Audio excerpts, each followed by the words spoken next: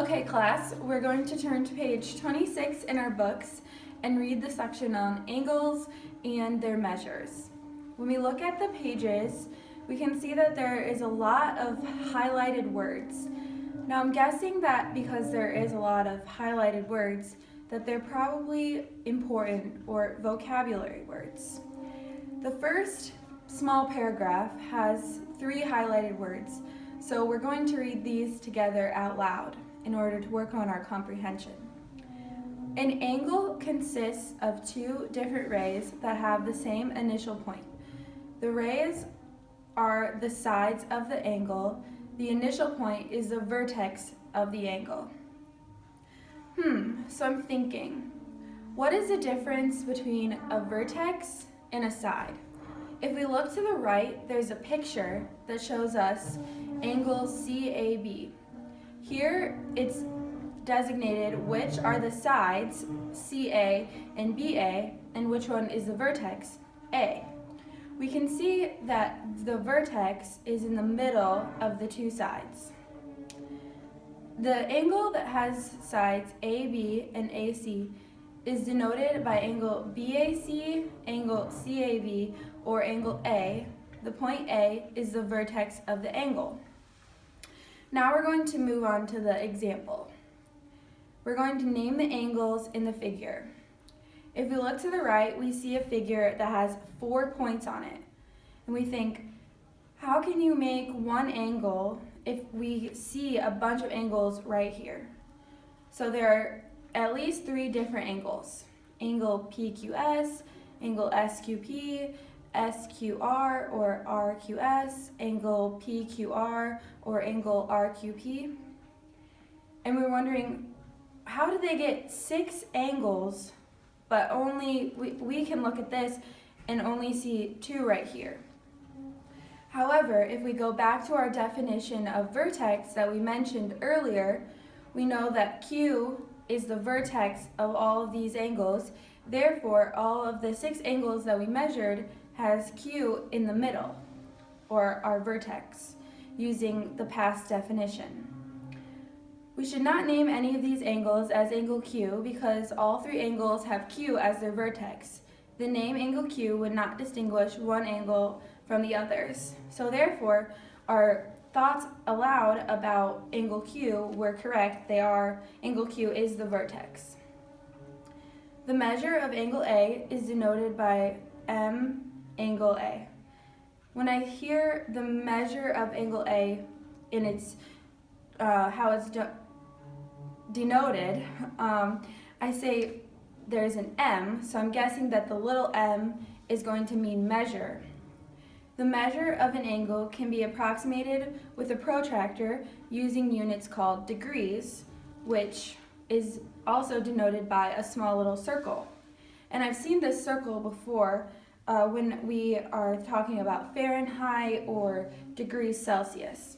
So it must be another type of degrees to measure with.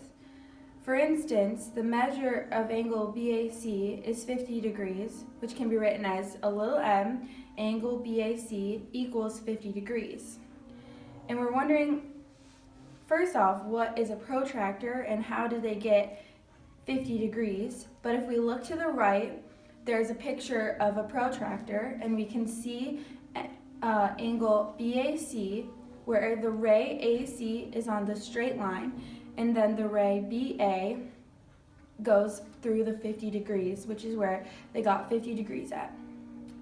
Angles that have the same measure are called congruent angles.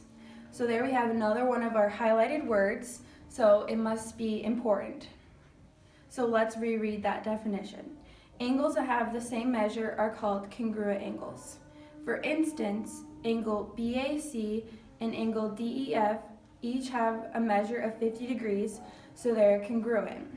So if we look to the right, we have angle DEF, and then right above it from the previous example, we have angle BAC, and they both are identical. Something we need to note below is that measures are equal and they use an equal sign. But if angles are congruent, they use a congruent sign, which is an equal sign with a squiggly line over it. All right. All right, class, follow along with me. I am at the top of page 27, and right away I see the word postulate, and it's in green ink, and it's in a box. So I'm thinking to myself, it must be pretty important. And I know that a postulate means fact, so this postulate will always work in terms of measures. So let's read it together. The protractor postulate. Consider a point A on one side of line OB. The rays of the form OA can be matched 1-to-1 with the real numbers from 0 to 180. Whoa. What did I just read? I think I'm reading a little too fast. I need to slow down and see if I can comprehend that more. Consider a point A on one side of segment OB. The rays of the form OA can be matched 1-to-1 with the real numbers from 0 to 180. Oh, got it. Okay.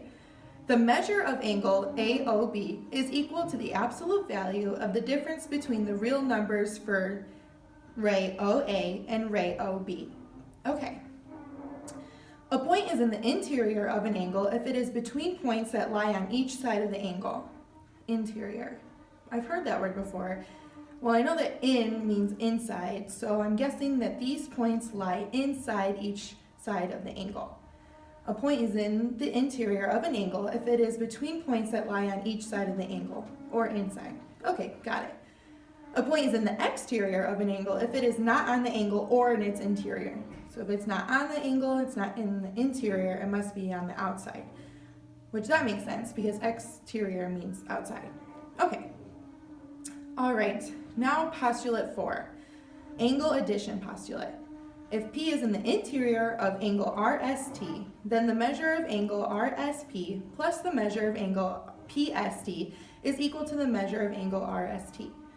And I've got this picture, and that I can see it. See the angle of measure, the measure of the angle of the green angle is equal to the measure of the blue angle plus the measure of the red angle. Okay. All right, now I'm at the top of page 28. Angles are classified as acute, right, obtuse, and straight, according to their measures. Angles have measures greater than 0 degrees and less than or equal to 180 degrees. Okay.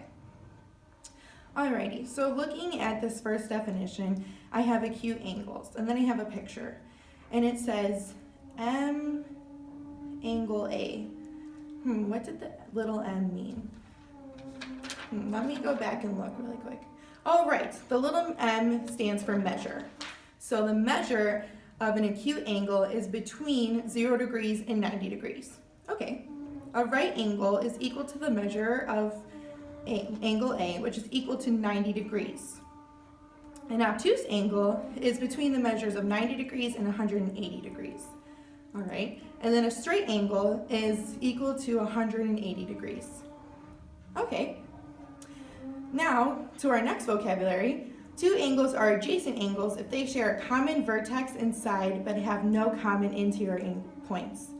Interior, right, interior means inside. So two angles are adjacent angles if they share a common vertex and side but have no common points inside the angle. Okay, that makes sense.